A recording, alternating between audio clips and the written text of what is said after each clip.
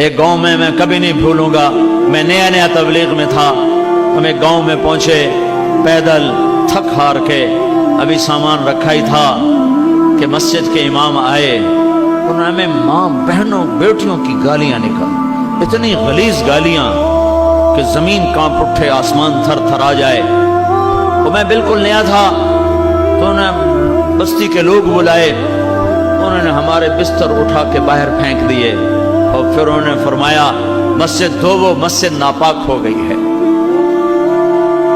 مسجد میں تو کافر بھی آ جائے تو ناپاک نہیں ہوتے۔ میرے نبی کے پاس کافر ملنے آتے تھے، مسجد میں بٹھائے جاتے تھے۔ طائف کے کافر آئے، میرے نبی نے مسجد میں بٹھایا، یہ تو نہیں فرمایا مسجد دھو دو۔ ہائے ہائے، اتنا تعصب، انہوں نے ہمارے بستر باہر پھینک دیے، نکل جاؤ، نہ تسی نبی دے منن والے، نہ تسی نبی دے عاشق۔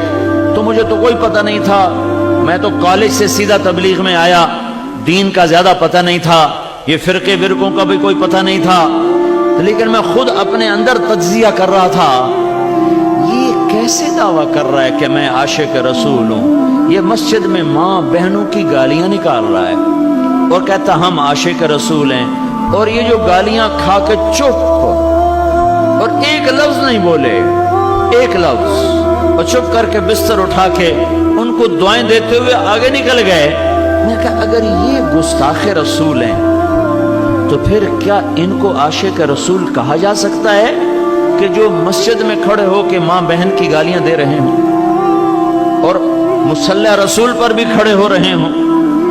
میرے بھائیو، میں ہاتھ جوڑتا ہوں، میں ہاتھ جوڑتا ہوں، نکلو تعصب سے، نکلو تعصب سے نکلو۔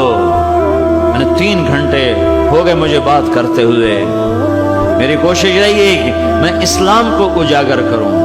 فلانا بھیڑا ہے، ہم چنگے ہیں، اسا چنگے ہیں تو بیڑن، اسا سچے ہیں تو کوڑن، اسا حق تھے تو باطل تھے، اسی عاشق تھے گستاخ۔ میں بھی کہہ سکتا ہوں، میں بھی تمہارے اندر نفرت کی آگ بھڑکا سکتا ہوں، لیکن میں نے اللہ کو جان دینی ہے، میرے اس بول کا مجھ سے حساب لیا جائے گا، مجھے اپنے اللہ کو جواب دینا ہے۔